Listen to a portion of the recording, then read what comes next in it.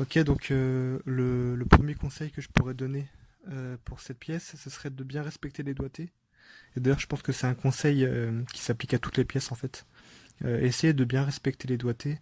À la limite, essayez de regarder une vidéo où on voit un pianiste jouer la pièce et identifier les doigtés et essayer de les répéter sur le clavier.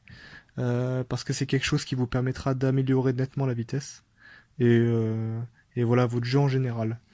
Je vous dis ça parce que moi, au début, quand j'ai commencé à pratiquer la pièce, voilà, comme on voit sur les vidéos, je mettais en fait le majeur sur le do dièse. Donc c'est ce qui faisait que je faisais un grand écart de doigts, comme on voit là. Voilà, entre l'index et le majeur, il y a un grand écart qui se crée. Et ça, on s'en rend pas compte tout de suite, mais en fait, ça devient confortable. Et ça réduit largement la vitesse puisque l'accès au do dièse est moins rapide. Et donc voilà, on met bien ensuite le petit doigt sur le sol dièse. Voilà. Donc ça c'est pour le premier conseil. Premier conseil, donc bien respecter les doigtés, c'est très très important.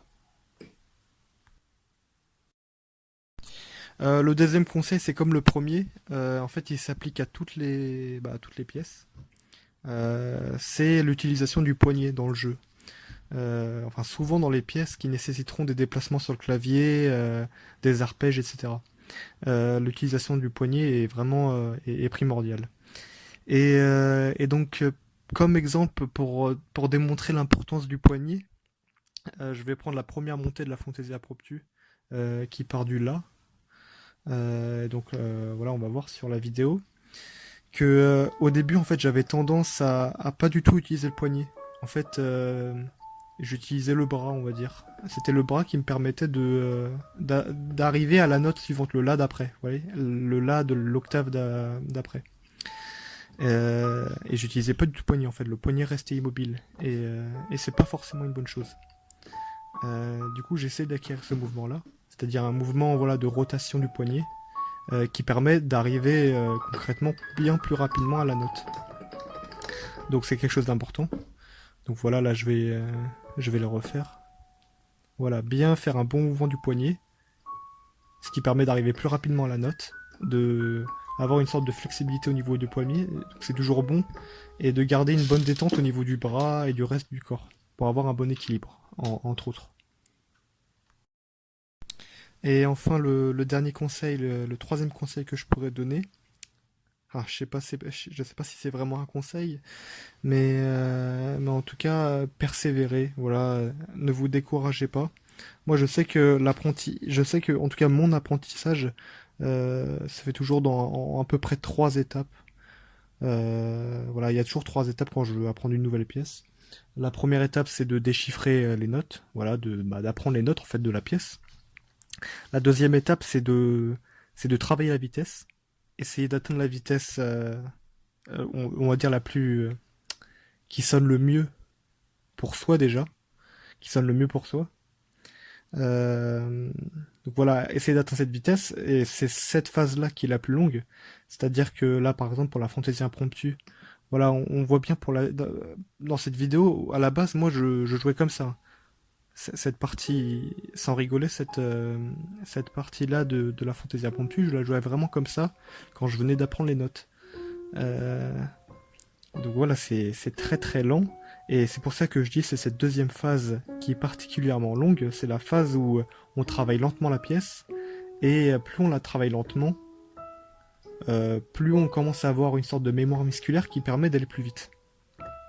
Et je me souviens encore très bien que quand j'essayais d'accélérer voilà, un petit peu, et bah c'était un peu la catastrophe à chaque fois. Et du coup ça me décourageait un peu en fait de voir que dès que j'accélérais un peu, c'était une véritable c'était une catastrophe en fait. Et mais euh, mais voilà, je me suis pas découragé, j'ai continué de travailler, de la travailler. Donc ça a pris forcément un peu de temps. Et et au final, j'ai pu arriver à un résultat satisfaisant, enfin relativement satisfaisant.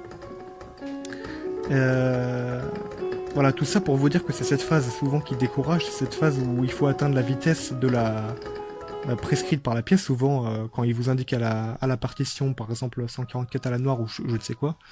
Voilà, c'est souvent l'objectif qu'on se donne, mais il faut pas se dire que dès le début, il faut atteindre cette... En fait, il faut pratiquer, s'entraîner avec cette vitesse-là. Non, non, non. Euh, voilà, et donc enfin, la dernière phase de l'apprentissage, selon moi, bah en fait, c'est une étape un peu paradoxale, parce que... euh, parce qu'en fait, c'est rajouter son expression dans la pièce, c'est-à-dire l'interpréter.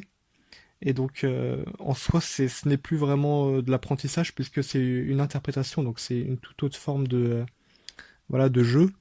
Et voilà, c'est mettre ses émotions dans la pièce, essayer de faire ressentir quelque chose dans son interprétation personnelle, et, euh, et voilà, essayer de créer quelque chose à partir de fondations qui sont déjà établies. Et donc c'est ça pour moi la dernière phase de l'apprentissage d'une pièce.